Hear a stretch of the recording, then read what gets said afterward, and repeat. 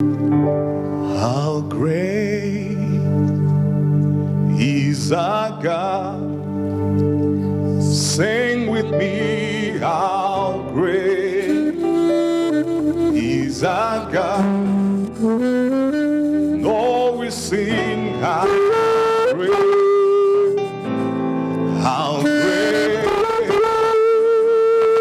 is our God. Every man in this place who knows that the Lord is great, let me hear you say, how great is our God. Sing with me, how great is our God. Oh, we sing, how great is our God.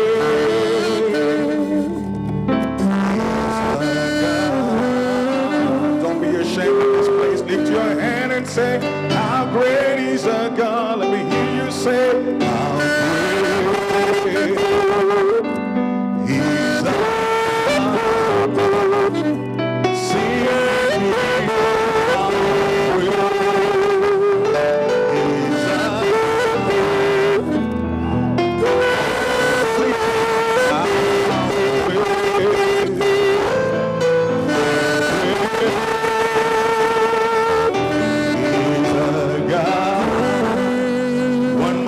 So every man must fight. You're not just fighting for you, you're fighting for your generation. In Nehemiah chapter 4 and verse 14, it says, fight for your wives, fight for your sons, fight for your brothers, fight for your children. You cannot be lazy because another generation is waiting for you to fight. Every battle that you will not fight and win, you have transferred it. You have transferred it. You have transferred it to the next person, to the next generation. Pastor Tony talked about, Lexi. Lexi can only take up that because they are battles that you have fought. It's a generational thing, and we are in a relay. Some of us, our fathers never passed on the baton. When people are running in a relay, if the person who is supposed to give you the baton does not get to you, you have to run back to them to take the baton. And for some of us, we had to run back first before we started even running our own race. That's why you're tired, because you were doing things that your father never did. You were taking your siblings to school. You have to build a house for your mother. You have to raise up a generation because your father dropped his own baton, so you had to go back. By the time you come into your space to begin running, you are already tired. To have fortitude and tenacity to fight the battle for your generation and ensure that you pass on the baton. Every time I feel like I want to give up, I begin to think about my sons. My firstborn son was the first boy that was born in the lineage of my wife's, in my wife's family. Nobody gave birth to a son as a firstborn, and they lived until we waged war with my son. After that, then other people began to have firstborn sons. Every boy that was born as the firstborn in the family of my wife, among the women, all of them died until my firstborn came. The labor was so crazy, the head was crushed in, and we were battling with it. I had been speaking life over my son. When he was getting born, the labor was stretched for hours. By the time I wanted to go into the C-section, the room, then they told me, here's your son. The head had been crushed in, and they said if he stayed in a little bit longer, he would either have become a vegetable or he would have died. That is the enemy coming after generations. I had been speaking life over him for who he was supposed to be. There are battles that your sons will fight if you don't win them. It will be irresponsible for you not to win those battles now. So every man is in a generational battle. Every man right here is in a moral battle. Every man has a moral battle. The higher you rise, the greater that battle becomes. You see, when God only had man, something interesting that Ian was talking about, when God only had man, and he said to man, be fruitful, multiply, replenish the earth, subdue it. When he was talking with man, and then he formed him in Genesis chapter 2 verse 7, put him in the garden in Genesis chapter 2 verse 15, said take care of it and watch over this garden. And then somewhere around verse 18 he says it is not good for man to be alone. Now the battle of the territory, when the enemy heard what God said to him, that of all the fruits, of all the trees in this place, you may eat apart from one. When the enemy heard that, his agenda was to get man to disobey God. That is all that he needed to do, to get man to disobey God, because then man would lose the garden. The man was too full of God and the word of God. But then he heard God say, it is not good for man to be alone. And God said, we will make him a helpmate. And the battle turned. The enemy knew, if I need to get this man to disobey God, I need to speak to the person who wasn't there when God was speaking. I need to use the person who wasn't there when God was speaking. So he begins to come in through the woman. Up until today, RB, the fall of man is through the woman. Up until today, when the enemy wants to get a man, he will get a woman. He will find a woman who will come in close. If he does not lose his authority, he will lose his money, he will lose his direction, he will lose his family. Up until today, the enemy still comes through the woman. For some reason, most men don't know how to say no, because we were never trained to say no. Women were told, when the men are coming after you, say no. Nobody told the man, when the women are coming, say no. Nobody told the man that his body is sacred. We were told to protect our money. We were never taught how to protect our body. There are a lot of things that are happening right now, including those things that when people break up, then they go to kill. I say this all the time, that you see what the body is to the woman, the wallet is to the man. When the woman gives her body, she feels she has given everything. Most men in their thinking, when they give their money, they have given everything. And so there is the disconnect, because the woman does not think too much about that money. She thinks it's just something that you use, but she thinks that the body is her soul. And the man thinks that if he has opened his wallet, he has given everything. So if the woman will say the man has used me, she's talking about the man has slept with me. When the man says the woman has used me, he's saying the woman has eaten my money. We're thinking different. Nobody's talking to me here tonight.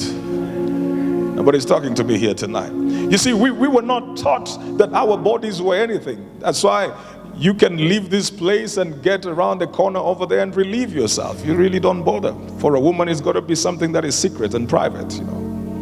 So every man is facing a moral battle. And we must find accountability partners to help us win. That's not an easy battle to win, gentlemen. It's not an easy battle to win. Well, when you're broke, it might not be too much of a battle. Let me look at you very well. I've got 3 minutes. When you're broke, it might not be too much of a battle. When you begin to rise, opportunities increase. Entitlement comes in. It is when David had won battles that he stood and he started seeing possibilities. When you can afford more, when you don't have much, you're focused on your needs. When you have more than your needs, you begin to look outside. If you don't have character and structure, that's where people lose it.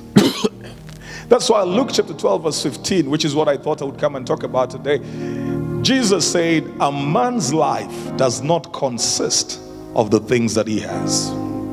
A man is not defined by the things that he has. You're defined by who you are in God.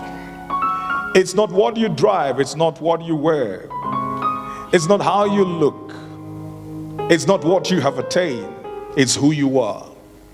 It's the inner things that we don't really work on, because we spend most of the time trying to impress each other with externals. Interesting how you can grow in money and still be insecure. You can grow in faith and still be very paranoid. You can be growing in the business world and you still cannot contain your lust. A man's life does not consist of the things that he has. No. It's got to be who you are on the inside. Who you are on the inside. Secure. Knowing that your life is hid in Christ and hid in God, you're settled in there. Not having to do everything that everybody else is doing.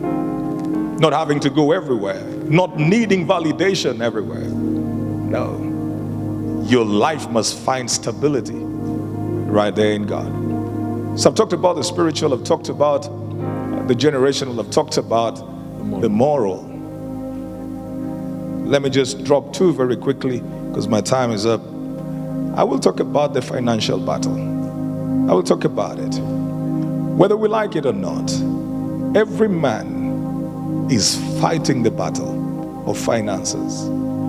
We want to lay a foundation and leave an inheritance. Every man goes through that.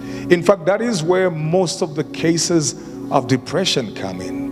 When we feel we are inadequate, we cannot provide. Men run away from their families because they cannot face their families. Not because they don't love their families. They love their families, but they cannot face their families. They don't know how to go back home and not have solutions. They don't know how to go back home and not have answers.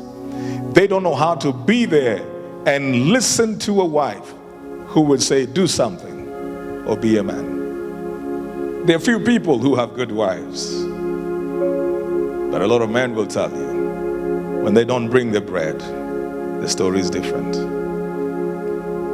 A lot of men will tell you, when they don't bring the bread, the story is completely different. The respect goes. So every man, you may not be earning more, but you must earn something. You must go out and work. Come in with the little that you have and grow it and increase it. The last one is the battle of destiny. You are fighting where you are going to. The enemy does not want you to get there. He will do everything to make sure you never get into the future that God has for you.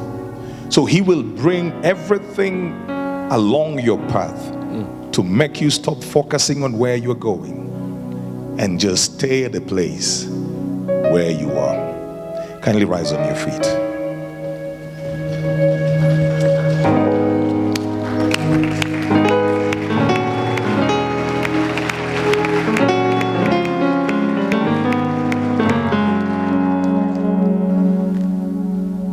You have won the victory.